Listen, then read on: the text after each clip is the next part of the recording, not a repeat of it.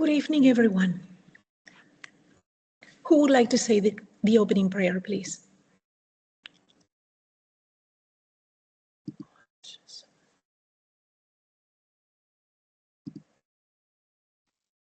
Eu posso fazer. Muito obrigada, minha querida.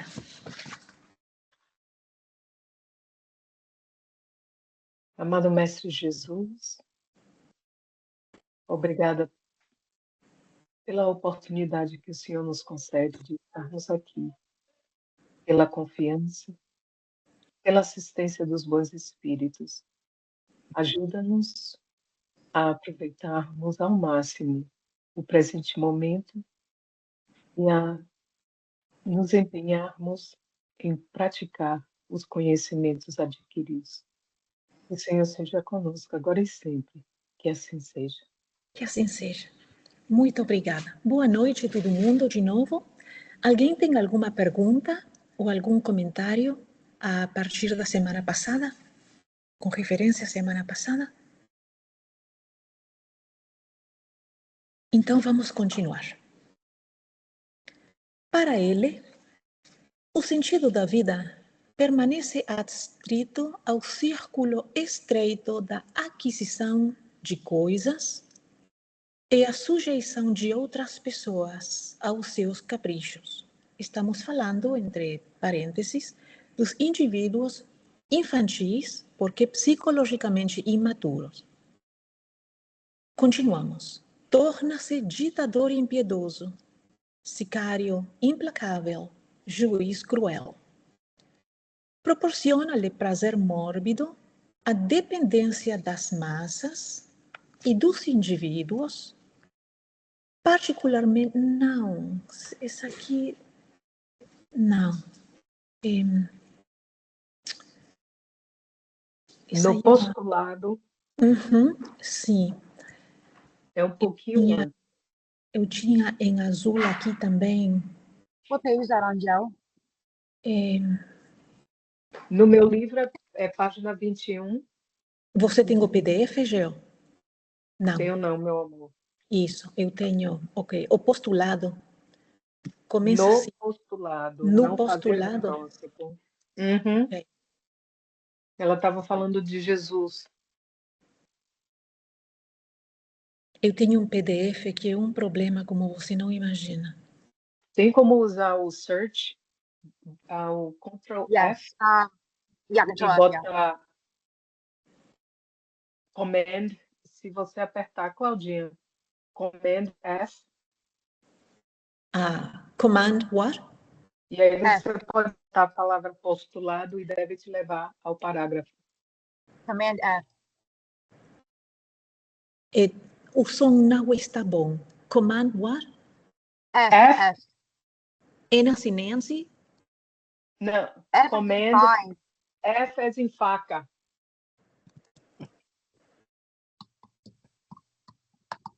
F de faca. Find document. Ok, postulado? Sim, postulado. Não está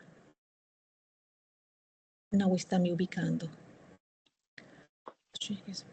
Porque eu tinha marcado um parágrafo. Deixa eu ver.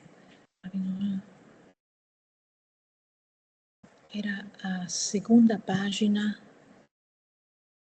Os diques erguidos pela intolerância e telepatia, fizemos tudo isso ser dual somente essa gigantesca tarefa, definição e conceito.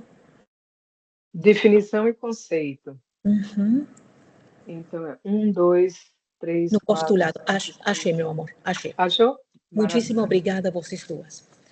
No postulado, não fazer ao próximo o que não deseja que ele lhe faça, estatuiu a condição de segurança para a identificação do indivíduo consigo mesmo, com o seu irmão e com o mundo no qual se encontra, proporcionando uma ética simples e facilmente aplicável no interrelacionamento pessoal, sem conflito nem culpa. Então, resumindo, é a receita para viver sem remorso, sem surtos psicóticos, sem complicações nem conflitos, porque estamos reconhecendo na medida que vamos ficando cada vez mais perto do real propósito da vida, aí a nossa atitude é modificada e nós podemos viver com tranquilidade. Fora isso, é só problema a ser resolvido amanhã, seja na presente encarnação ou nas futuras.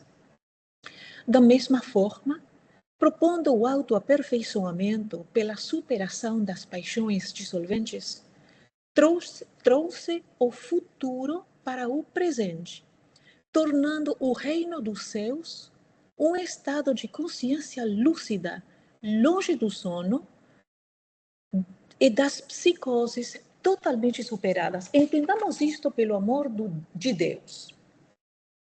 Trouxe o futuro para o presente, porque o futuro se constrói no presente, onde podemos acessar o reino dos céus, porque o reino dos céus não é um zip code, é um estado de consciência, consciência lúcida, longe do sono, ou seja, longe das vivências inconscientes de um ser humano na forma humana, mas moral e intelectualmente, mas certamente moralmente, adormecido.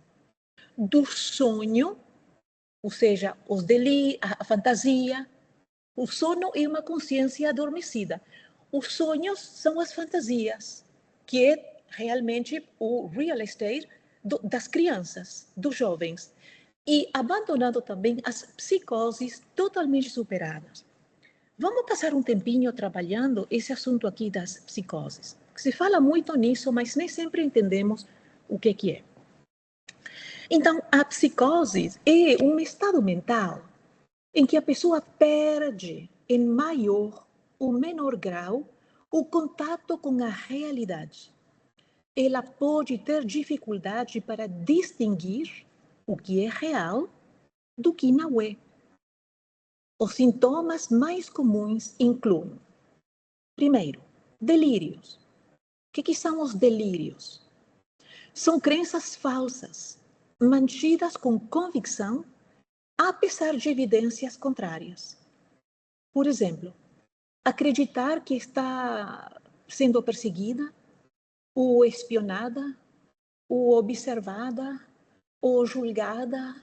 Está todo mundo falando de mim, da minha roupa, de se essas calças ficam bem ou ficam mal, dos meus cabelos, do meu carro, dos meus ingressos. 2. Alucinações. Perceber coisas que não existem no ambiente. 3. Pensamento desorganizado. Dificuldade para organizar ideias. Falar de forma coerente ou seguir uma linha de raciocínio. Nos casos mais graves, nós temos a conversa esquizofrênica, que começa falando de um iPhone, continua falando da geladeira, continua falando da vida em Albânia, e nada disto tem qualquer ponto de conexão. Mas também existem casos menos críticos, mas onde a pessoa tem dificuldade de falar de maneira coerente e linear. Não pode acabar com uma ideia clara. Por exemplo, eu tenho 2 cachorros, ponto. Um é um pastor alemão e outro é um gigante de Flandes, ponto. Caminho ele todas as manhãs, ponto. Não, e isto acontece muito com a latinidade. Não estou não que na latinidade, mas são características que a gente conhece por ser latino. As frases intermináveis, que muitas vezes por isso mesmo não são finalizadas, sino que entre tanta fala nos atinge uma outra ideia, embora que tenha uma certa relação, mas que vai nos levando numa hipérbole para depois voltar ou não, porque naquela hipérbole também muito comprida, que é o comum denominador do problema, isso me traz outra ideia e aí sai com outro aspecto, embora da mesma coisa, e assim vai. Se é exaurindo, e eu exaurindo, aquele que tenta acompanhar o que essa pessoa está falando, para onde que ela vai. Okay? Então, pensamento desorganizado. E, finalmente, comportamento desorganizado.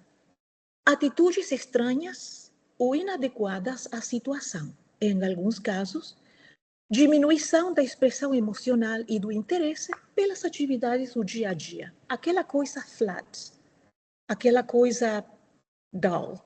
E a pessoa não consegue sair daí. A psicose não é uma doença em si, senão um conjunto de sintomas que podem ocorrer em diversas condições, como, por exemplo, esquizofrenia, transtorno bipolar, depressão séria, uso de drogas ou álcool, algumas doenças neurológicas ou até metabólicas, privação severa do sono, situações extremas de estresse, embora isso último é mais raro. Então, é importante distinguir a psicose da neurose. Na neurose, como a ansiedade e muitas formas de depressão, a pessoa geralmente mantém a noção da realidade. O neurótico não perde a noção de realidade. O psicótico, sim. Na psicose, essa capacidade fica severamente comprometida. Ok? Perguntas, comentários? Ok. O cristianismo, no entanto, através dos tempos, sofrendo as injunções dos pseudo-conversos, invariavelmente portadores de grandes traumas e conflitos, procurou castrar e coibir todas as fontes de prazer, as expressões existenciais, mediante regras e dogmas punitivos que se caracterizaram pela repressão, restrição e condenação. Isso aqui é uma transferência. Porque como eu que escolhi fazer parte de uma organização religiosa que não me permite desfrutar das gratificações dos sentidos, o que se pode fazer tranquilamente com moderação e responsabilidade, porque Deus criou o mundo para nós e não nós para o mundo. Como eles não podem, a sua sombra vai invadindo a teologia, que é obra dos homens e não tem nada a ver com os ensinamentos do mundo maior, e eles começam a colocar essas mesmas restrições nos fiéis, taxando-as de pecado. Sexo só para reproduzir. Não pode beber um copinho de vinho porque é o fim do mundo. Tem religiões até hoje que você não consegue dançar. Quando um dos meus filhos estava na escola, tinha um amiguinho e a mãe dele sempre, assim, de uma maneira muito humorística, ela sempre ameaçava o filho dela, que era terrível, que nem o meu, e falava assim: se você não fizer o que eu estou te pedindo para fazer, a única coisa que eu vou privar você até de assistir a versão batista de Mickey Mouse. Fazendo alusão a coisas estritas já ridículas, ok? Por isso que a nossa Joana fala que sofrendo o cristianismo, sofrendo o harm, as injunções causadas pelos pseudo-conversos, porque eram produtos religiosos, mas não eram almas liberadas pela espiritualidade, porque a espiritualidade libera. Tudo mais é uma máquina de criar conflito, através das repressões, das culpas e do medo a Deus e ao suposto inferno. Não obstante, os luminares que de vez em quando buscaram libertar os indivíduos do temor e do ódio, levando-os à confiança e ao amor, quais São Francisco de Assis, Santa Teresa de Ávila e alguns outros, predominaram a ignorância e o terror, produzindo uma consciência de culpa coletiva, verdadeiro arquétipo de natureza punitiva que venceu as gerações e ressurge ainda hoje nos indivíduos e grupamentos sociais, fazendo-os responsáveis pelo deicídio no Calvário. Deicídio é matar o próprio Deus, porque naquela época eles confundiam a Jesus com Deus. Para eles, Jesus era Deus feito homem. Confundindo Jesus com Deus, Alá, o mais remotamente com a herança da tentação, em que Eva tombou, levando Adão ao erro, assim tornando a mulher inferior no processo humano da evolução, em flagrante desrespeito ao simbolismo da criação humana que passou à condição de realidade. De novo, estamos pegando simbolismos que sempre estão aludindo a uma verdade muito além da limitação das palavras que o veiculam, nos quais nós projetamos as nossas agendas diabólicas e os nossos conflitos escuros. Perguntas, comentários? Ok. O culto ao mito, ao símbolo, ao fantasioso, a aceitação do modelo, são necessidades psicológicas para os mecanismos de transferência da realidade e fugas da consciência responsável. Por quê? Porque quando eu me projeto num mito, eu estou transferindo a responsabilidade pelo gerenciamento da minha própria vida no mito. Eu fico igual ao mito, penso que nem o mito, concordo com o que o mito concorda, não estou me opondo ao que o mito se opõe. E pode parecer até um movimento sacrificial. Só que não é, porque o movimento sacrificial é eu bancar eu mesma e, a partir dos meus padrões morais e das minhas ferramentas intelectuais, negociar da maneira mais honesta e da maneira mais bonita possível com os desafios da vida. E não me escondendo atrás de uma instituição, atrás de um monumento, atrás de uma estátua, atrás de um santo, atrás de um guru. Todo mundo que segue um guru fica despersonalizado, porque passa a ser uma extensão do guru. Se esse guru realmente fosse um guru, diria: volta para casa, porque você está me tomando como um modelo para a tua vida. E o que eu estou te dando são ferramentas para materiais de construção para você construir a própria vida.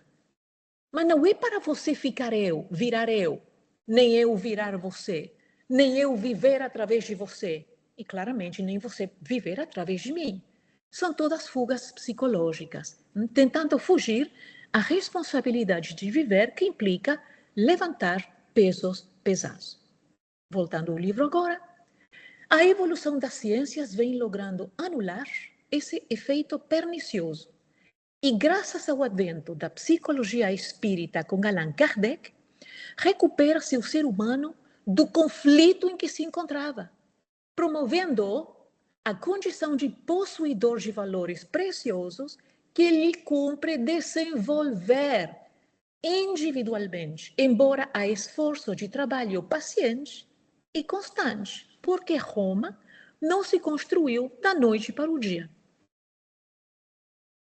A quarta força, alargando as imensas possibilidades da psicologia, faz que sejam descortinadas as possibilidades ímpares, incomparáveis, para a perfeita integração da criatura com o seu Criador e da sua com a consciência cósmica, pulsante e universal. Nesse homem transpessoal, cantam, então, as glórias da vida e se dilatam os dons nele existentes, em pleno desenvolvimento da sua realidade, que supera as culpas e as dores, as angústias e as inquietações, tornando-o pleno e feliz. Eu sei que isso pode parecer aqui como uma bomba, mas não é. Tudo o que Deus quer para nós é que sejamos felizes. Evolução com o mínimo de dor e com o máximo de alegria. Mas como isso é impossível de se fazer fora dos conhecimentos providenciados pela doutrina espírita, porque são conhecimentos que vêm direitinho do mundo maior, sem intermediários que fazem o que sempre fizeram durante 6.000 anos de civilização, se é que podemos utilizar a palavra civilização nesse contexto, muito questionável.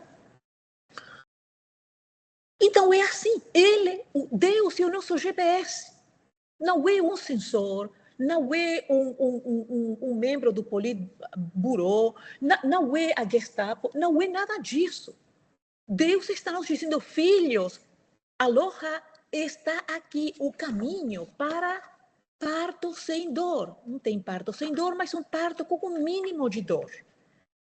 Até que já atinjam o patamar onde não tem mais nada para parir, só tem para desenvolver. Porque parir implica sair da escuridão para a luz, do conflito para a lucidez, da tristeza para a alegria, da depressão para a paz e a serenidade interior, inabaláveis.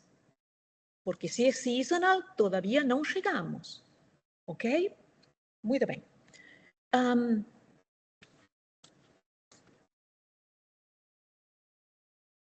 Eu vou falar uma coisinha aqui antes de entrar no capítulo 3, porque me parece de muita valia. Falamos das psicoses, mas eu também fiz um trabalhinho aqui a respeito das neuroses para aprofundar um pouco, porque esse livro aqui é prato cheio. Então já falamos os que são as psicoses, né? Delírios, alucinações, pensamento desorganizado, comportamento desorganizado, em alguns casos, diminuição da expressão emocional e de interesses por atividades do dia a dia. E são características da esquizofrenia, transtorno bipolar, depressões severas, uso de drogas ou álcool, algumas doenças neurológicas ou metabólicas, privação severa de sono e situações extremas de estresse. Agora, as neuroses. Por que falar das neuroses? Porque são muito prevalentes. Neurose é um termo tradicional da psicologia e da psicanálise que se refere a um conjunto de sofrimentos emocionais. Sofrimentos emocionais. Não é desconexão com a realidade mais. Está conectado, está conectadíssimo. Mas também sofre emocionalmente. Nos quais a pessoa mantém contato com a realidade, já falei, mas se enfrenta a conflitos internos que geram o quê? Ansiedade, angústia, medos, obsessões ou comportamentos compulsivos. Obsessões próprias, não necessariamente a obsessão no contexto espírita. Diferentemente da psicose, na neurose a pessoa geralmente reconhece que seus pensamentos ou comportamentos podem ser excessivos ou irracionais, mesmo tendo dificuldade para controlá-los. Então, não só não perde contato com a realidade, sino que tem autocrítica. Eu sei que eu lavo as mãos demais. Eu trabalho num escritório, eu não estou limpando, eu não trabalho num kennel. Eu trabalho num escritório. Por que eu preciso lavar as minhas mãos 10 vezes por hora? A criatura sabe disso, mas é impotente para impedi-lo. Exemplos de manifestações neuróticas. Ansiedade excessiva. Conhecem alguém? Fobias, ou seja, medo intenso de situações ou objetos específicos. Obsessões e compulsões. Preocupação constante. Sentimentos persistentes de culpa. Sintomas físicos relacionados ao estresse. Insônia, tensão muscular, dores sem causa médica clara. Na psicanálise de Sigmund Freud, a neurose surge de conflitos inconscientes entre desejos, emoções e normas internalizadas. Os sintomas seriam uma forma de expressão desses conflitos. Como assim? Quando eu quero fazer alguma coisa, mas eu não quero porque eu estou com medo das consequências.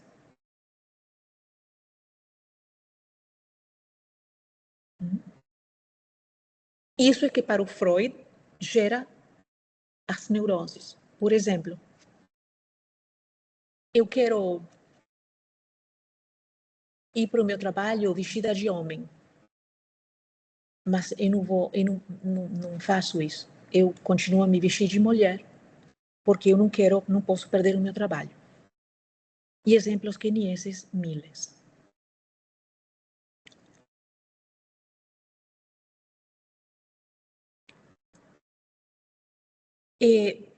O termo neuroses é muito usado na psicanálise, mas não é um diagnóstico oficial. Hoje, os profissionais costumam diagnosticar condições mais específicas, embora dentro do conjunto das neuroses. Transtorno de ansiedade generalizada, transtorno obsessivo-compulsivo, transtorno de pânico, é uma neurose, e fobia social. Então, agora, para fazer um apanhado das duas coisas, um apanhado comparativo, eu fiz aqui, neuroses. A pessoa mantém contato com a realidade. Na psicose, o contato com a realidade está comprometido. Na neurose, há sofrimento emocional e conflitos internos. Na psicose, podem ocorrer delírios e alucinações. E, para finalizar, na neurose, a pessoa geralmente percebe que algo está errado. Mas na psicose, a pessoa não pode reconhecer que suas percepções são irreais. A minha cunhada me contou que, certa feita, estava na clínica, onde ela era a responsável, e lá no último andar, que era uma cafeteria, onde os parentes podiam visitar e beber um cafezinho com os pacientes internados.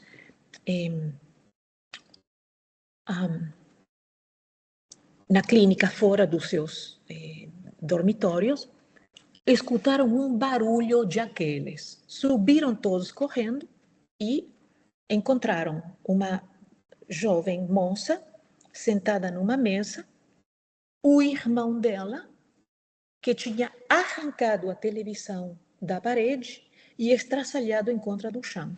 E a irmã dele estava aí sentada, lívida, horrorizada, paralisada.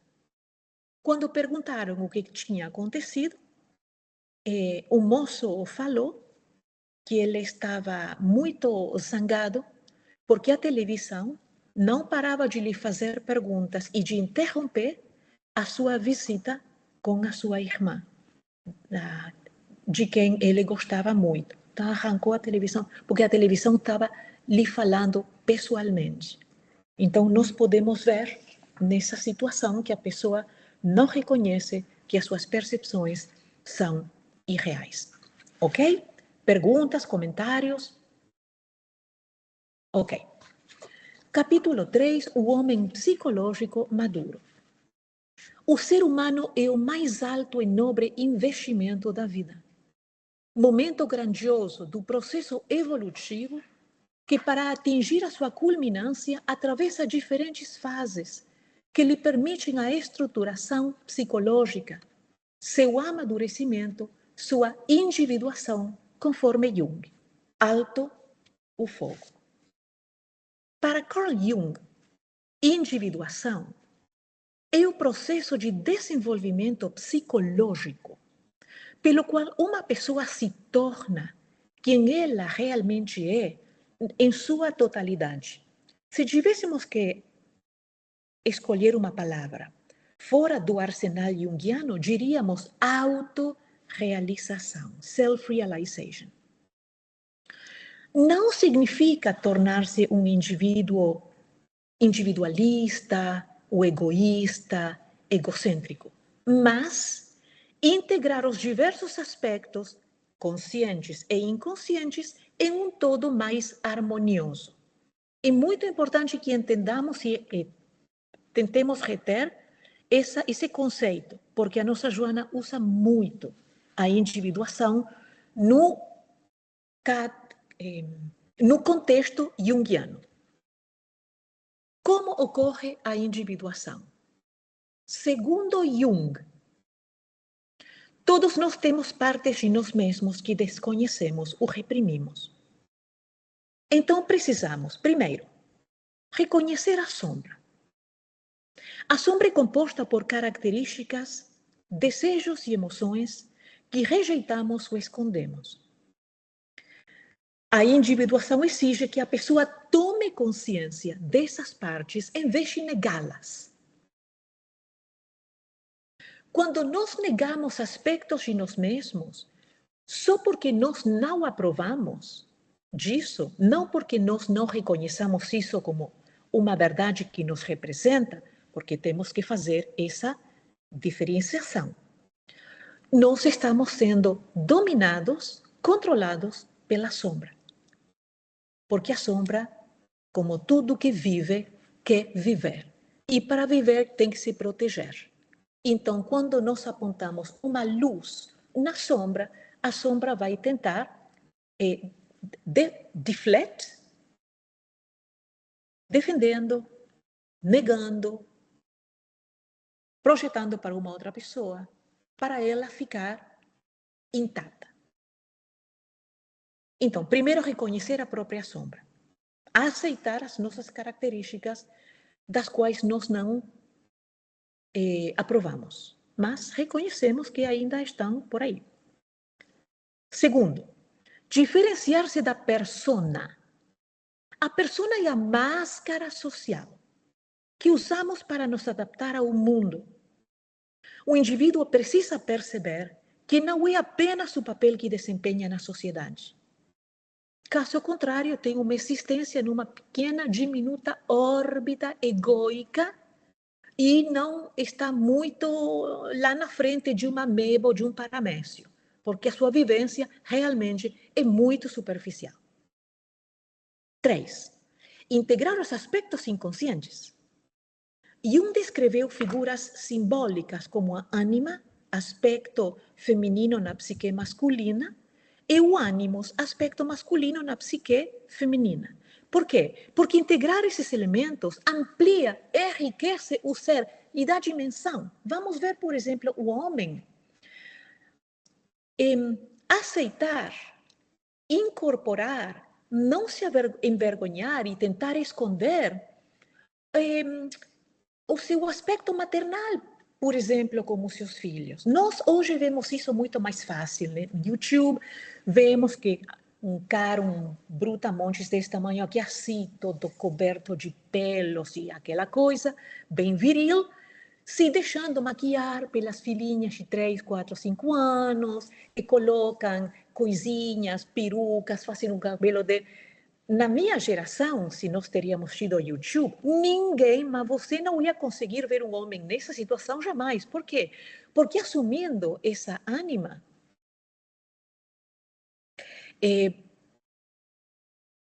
seria comprometer a sua integridade, porque ele achava que ele só precisava conformar com os aspectos que a sociedade espera e tolera e aprova e encoraja no ideal masculino. E o oposto também é verdadeiro. Por exemplo, as mulheres da ciência. Primeira mulher que falou assim, eu vou ser capitã do Space Shuttle. What? Eu vou me habilitar, eu vou me preparar, e eu vou estudar, e vou me apresentar. Bom, deixaram ela só para não criar politicagem, não ter problemas, não criar dissensão, desconforto. Deixaram que ela tomara fizesse o exame como nós damos um microfone para uma criança de 3 anos cantar, e os nossos ouvidos estão assim, mas a gente faz porque não vai prejudicar muita coisa. Não só que ela passou com a pontagem mais alta, sino que foi a única pessoa na história do Space Shuttle que conseguiu colocar aquela máquina no seu encastre com uma manobra sozinha.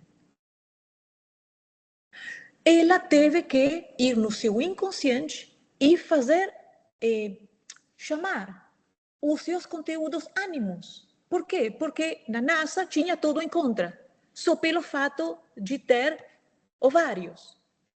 Ok? Então, por isso que quando integramos todos os nossos elementos de uma maneira sadia, espontânea e aberta, eu sou isto, eu sou assim, eu me sinto bem, eu não preciso provar absolutamente nada para você. Deus vai me colocar onde eu precisar estar para eu sustentar eu mesmo e a minha família, ou eu mesma e a minha família. Eu assumo a minha realidade conforme ela é. No apologies. E, finalmente, o ponto número 3, ponto número 4, aproximar-se do self com S maiúscula. O self com S maiúscula é o centro da totalidade da psique.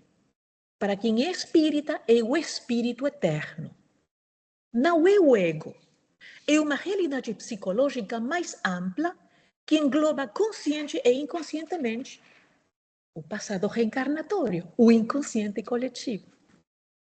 O inconsciente coletivo é um bem pessoal, individual. O meu inconsciente coletivo é meu.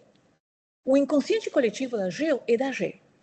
O inconsciente coletivo do Leonardo é do Leonardo. Não é da espécie humana. É individual, é intransferível. Não vai para os costados, para os lados, vai para baixo. A individuação é, em grande parte, um movimento em direção ao self, com S maiúscula. Um exemplo simples. Imagine alguém que passou a vida inteira definindo-se apenas pelo trabalho. Após uma crise pessoal ou uma mudança importante, essa pessoa começa a questionar quem é além da profissão. Ao explorar talentos esquecidos, emoções reprimidas, valores profundos e aspectos desconhecidos de si mesma, ela inicia um processo de individuação.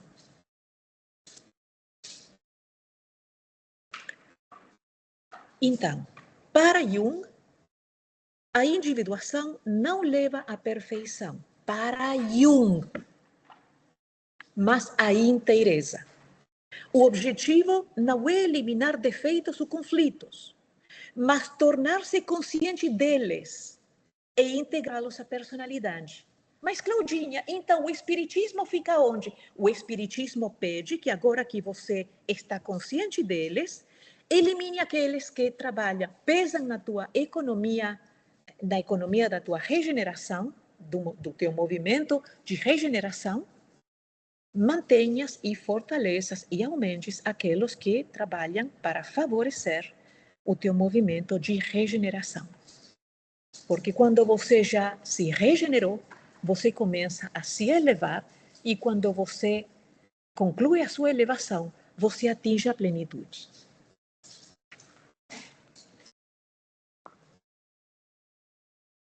Ok?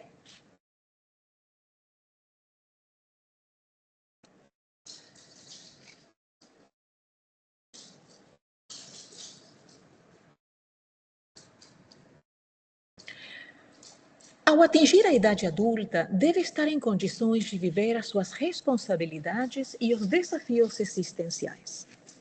É comum, no entanto, perceber-se que o desenvolvimento fisiológico raramente, vou repetir, o desenvolvimento fisiológico raramente, vou repetir, o desenvolvimento fisiológico raramente faz-se acompanhar do seu correspondente emocional, o que se transforma em conflito quando um aspecto não é identificado com o outro. Em tal caso, o período infantil alonga-se e predomina, fazendo-se característica de uma personalidade instável, atormentada, insegura, depressiva ou agressiva, ocultando-se sob vários mecanismos perturbadores. O seu processo de amadurecimento psicológico, portanto, pode ser comparado a uma larga gestação, cujo parto doloroso propicia especial planificação, porque depois do parto, daquele horror do parto, você pelo menos tem a criancinha nos seus braços. O que não é pouca coisa. Procedente de atavismos agressivos, imantado ainda aos instintos, o ser cresce sobre pressões que lhe despertam a necessidade de desabrochar os valores adormecidos, qual semente que entumece sob as cargas esmagadoras do solo, a fim de libertar o vegetal embrionário que se agigantará através do tempo, o que a nossa Joana chama também do rolo compressor. Tem que esmagar, tem que comprimir, porque se você não exprime a laranja, ninguém bebe o suco. Fatores compressivos e difíceis de liberados pelos processos castradores do ambiente quase sempre contribuem para que se prolongue a sua imaturidade psicológica. Do ponto de vista tradicional, apresentam-se os fatores hereditários, psicossociais, econômicos, que colaboram positiva ou negativamente para o desenvolvimento psicológico, quase sempre contribuindo para a preservação do estado de imaturidade. Por quê? Porque estamos nos referindo a um planeta de expiações e provas. Num planeta de regeneração, num mundo feliz, num mundo celeste, é lógico que isso aqui não vai acontecer. Mas por que acontece aqui, Claudinha? Bom, porque nós temos um rap sheet and a half, ok? Então, nascemos de pais que também têm um rap sheet and a half, que nasceram de pais que também tinham. Então, lógico, a disfunção, os problemas, as pressões, os conflitos, as neuroses, as psicoses vão caindo de cima para baixo, ou seja, das gerações mais antigas às gerações mais modernas. A pergunta é, o que nós vamos fazer com essa herança diabólica? E a resposta, claro, depende de cada qual. Graças à sua constituição emocional e orgânica, na vida infantil, o ser é egocêntrico, qual animal que não discerne, acreditando que tudo gira em torno do universo. Sabemos disso, não tem nada mais tirânico que uma criancinha. Tornando-se, em consequência, impiedoso, por ser destituído de afetividade ainda não desenvolvida, que o propele à liberdade excessiva e aos estados caprichosos de comportamento. Isto é crítico, clássico na criança. Você fala não para uma criança e você vai ter um desastre nas suas mãos, esteja onde você estiver. Por quê? Porque não entra na cabeça dela ou dele que alguns dos seus desejos, que alguns dos seus caprichos não sejam imediatamente atendidos. Porque é um pequeno Deus. O que é um tirano? Um tirano é um pequeno Deus que ainda não entendeu que não é Deus, mas se acha Deus. Então não admite o cerceamento da liberdade, não admite que as suas vontades não sejam imediatamente executadas. E nós temos exemplos públicos disto bastantes. Passado esse primeiro período, fase ególatra, acumulando tudo e apenas pensando em si, já não é uma criança cronologicamente, mas é agora um adulto infantilizado. Apenas pensando em si, em fatigante esforço de completar-se, o que não vai acontecer, isolando-se socialmente dos demais ou considerando as outras pessoas como descartáveis, cujo valor acaba quando desaparece a utilidade, de imediato ignorando-as, desprezando-as. É utilitário e é introvertido não porque tem uma vida interior rica, porque prefere a sua companhia ao bulício do entorno, não. É porque não quer se arriscar a ser contrariado, nas suas vontades e decisões. E na vida social isso acontece. Então se aísla, se encastela, eu acho que em português se encastelar, Se isola. isola. Muitíssimo obrigada, minha irmã. Em sucessão, apresenta-se introvertido, egoísta, possuindo sem repartir, detentor de coisas, mas não tem paz pessoal. Só tem badulaques, mais ou menos valiosos, segundo o mercado. A imaturidade expressa-se através da preservação dos conflitos, graças aos quais muda de comportamento, sem liberar-se do problema causal, que são a frustração, o desconforto moral, a presença da infância, e mesmo quando se apresenta completado, ou seja, que parece completado aos demais, porque alguém que está completado não se apresenta.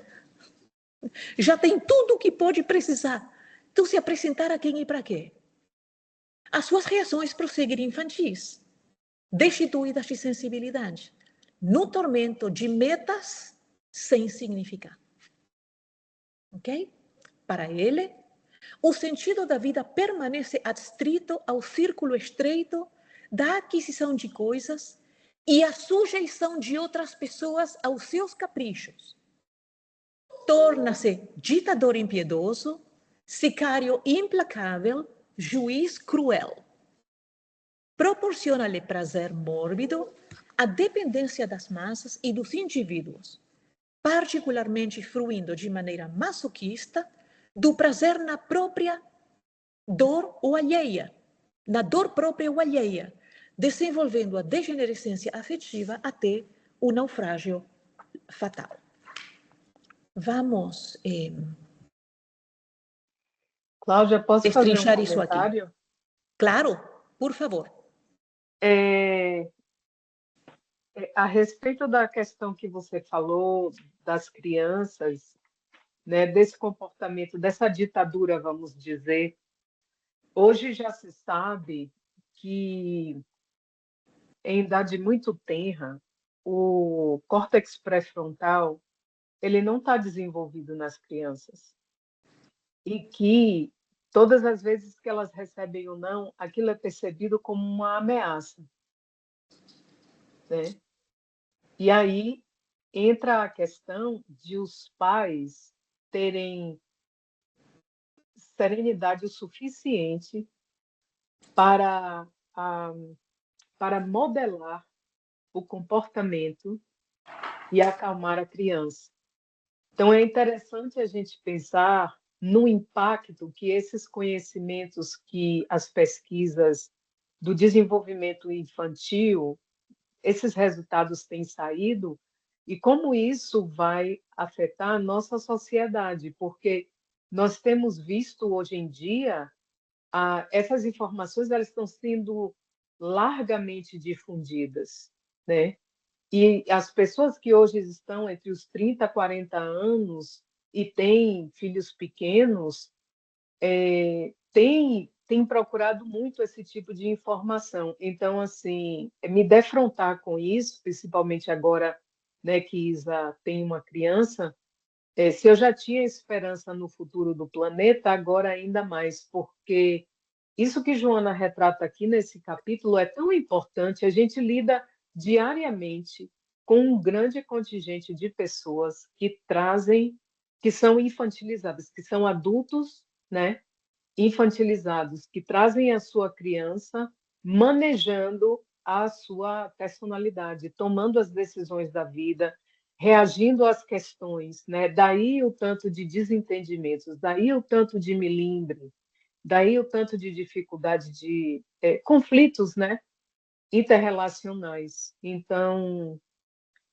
esse capítulo assim, ele é incrível, né? Essa questão que ela fala aqui desse amadurecimento, porque nós precisamos estar muito atentos a isso, tendo crescido com adultos, tendo sido crianças de pais que não tinham acesso a esse tipo de conhecimento, né?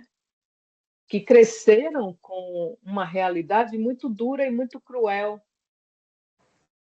Então fica difícil eles tirarem de onde não tem, né? É impossível tirar de onde não tem. Então, Muito bem. era Obrigada, só isso. querida. Muito valioso. Vamos continuar, então. Para ele, vamos destrinchar isso aqui.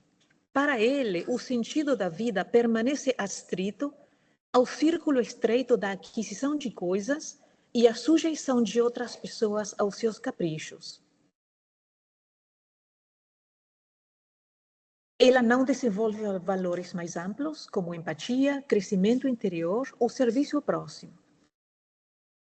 Torna-se ditador impiedoso, sicário implacável, juiz cruel, ou seja, não significa necessariamente que a pessoa seja literalmente um ditador ou um assassino, mas que desenvolve essas tendências psicológicas. Proporciona-lhe prazer mórbido a dependência das massas e dos indivíduos particularmente. Isso quer dizer que ela sente satisfação ao ver outras pessoas dependentes dela. Por exemplo, gostar de que os outros precisem dela o tempo todo. Sentir-se poderosa ao controlar emocionalmente alguém. Alimentar relações de dependência para reforçar sua própria importância. Porque não é um dar carinhoso e generoso. É em função de que eu me sinto importante se alguém depende ou precisa de mim. Fruindo de maneira masoquista o prazer na própria dor ou alheia. É importante entender aqui, please, que a autora não usa masoquista em sentido que o autor aqui usa masoquista em sentido psicológico, não necessariamente sexual. A ideia de que a pessoa passa a encontrar uma satisfação distorcida em seu próprio sofrimento ou no sofrimento dos outros. Por exemplo, gosta de cultivar ressentimentos, alimentar conflitos, sentir-se importante por meio do drama, da humilhação ou da dor. E desenvolvendo a degenerescência afetiva até o naufrágio fatal. O que é isso? Degenerescência afetiva significa deterioração da capacidade de amar, sentir empatia e estabelecer relações saudáveis. Naufrágio fatal é uma metáfora para o resultado final desse processo, que é o quê? A ruína moral, emocional ou espiritual da pessoa. Crash and burn. Resumindo, a autora está descrevendo alguém que, primeiro, vive apenas para possuir e controlar. Segundo, obtém prazer ao dominar ou tornar os outros dependentes. 3. Desenvolve uma relação doentia com o sofrimento próprio e alheio. 4. Perde progressivamente sua capacidade de amar e de se relacionar de forma saudável. 5. Caminha para uma espécie de autodestruição psicológica ou espiritual. Certamente, fatores genéticos contribuem para o desenvolvimento ou não da maturidade psicológica, em se considerando as cargas hereditárias na constituição orgânica, na câmara cerebral, na aparelhagem nervosa e glandular, especialmente de secreção endócrina na constituição do sexo. Os problemas sexuais, sejam morfológicos, sejam psicológicos, sejam funcionais, têm tudo a ver com as experiências que o espírito reencarnante vai precisar para se regular, para se reconfigurar, para se reequilibrar. E muitas dessas experiências vão ser determinadas pela carga genética que vai receber de mamãe e de papai. 23 cromossomos da mãe, 23 cromossomos do pai, aí você tem os 46 que vão contar uma história que só tem a ver com você, com o teu passado e com a proposta reencarnatória com a qual você foi reenviado à Terra. Todavia, não podemos ignorar a preponderância do modelo organizador biológico, o perispírito, responsável pela harmonização dos implementos de que o espírito se irá utilizar para o seu processo evolutivo no corpo transitório, porque é o modelo que vai organizar e que vai reger toda essa carga genética conjugada com outras experiências e pressões psicossociais externas do meio ambiente ou do meio social. Face a isso, cada pessoa é a soma das suas experiências transatas. E sua mente é o veículo formador de quanto se lhe torna necessário para o processo iluminativo. Essa percepção, o entendimento desse fator, faz-se relevante em qualquer proposta de psicologia transpessoal, no estudo das causalidades de todos os fenômenos humanos.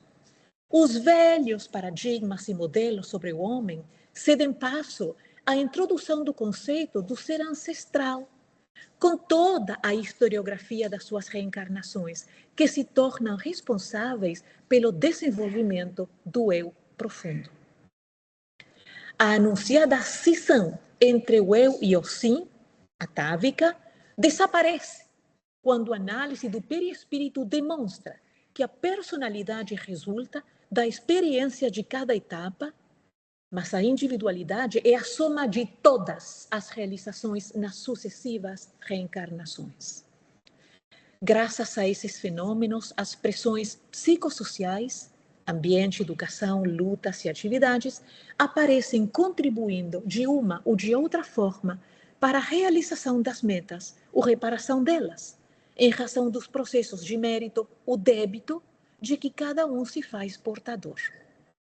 Todos nascem ou renascem nos núcleos familiares e sociais de que necessitam para aprimorar-se e não, conforme se assevera tradicionalmente, que merecem.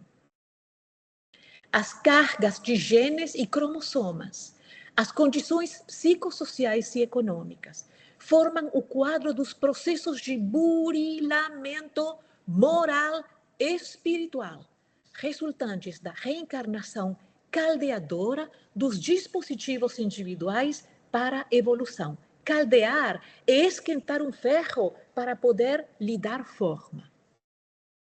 Tal razão prepondera na elucidação das diferenças psicológicas dos indivíduos, mesmo entre os gêmeos uniovulados, defluentes das conquistas anteriores.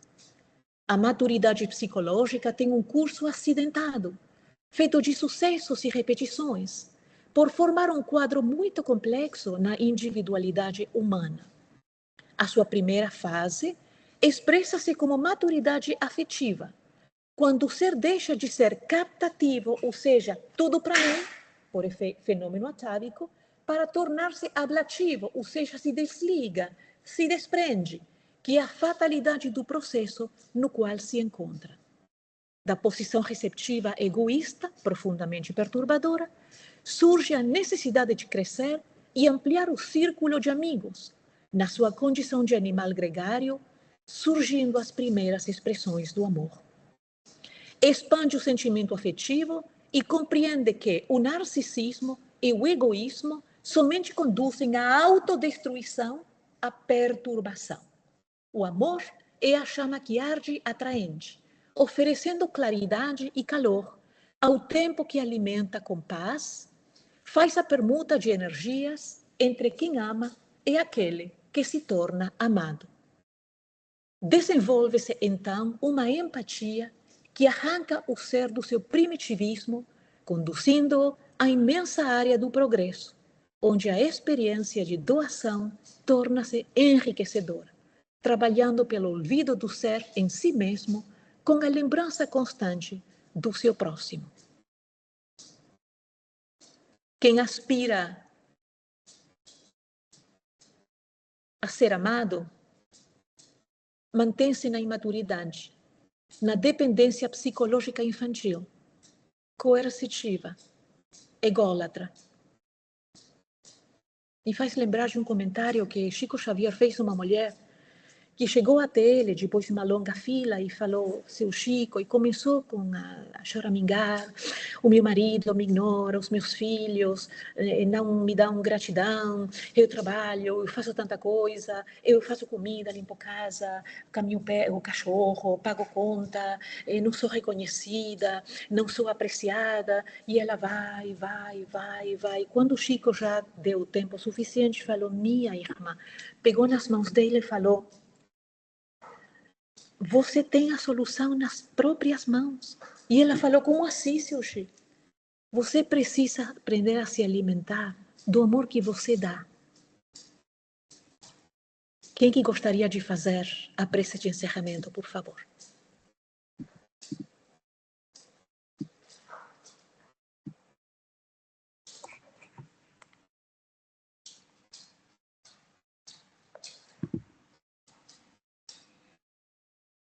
Eu posso fazer.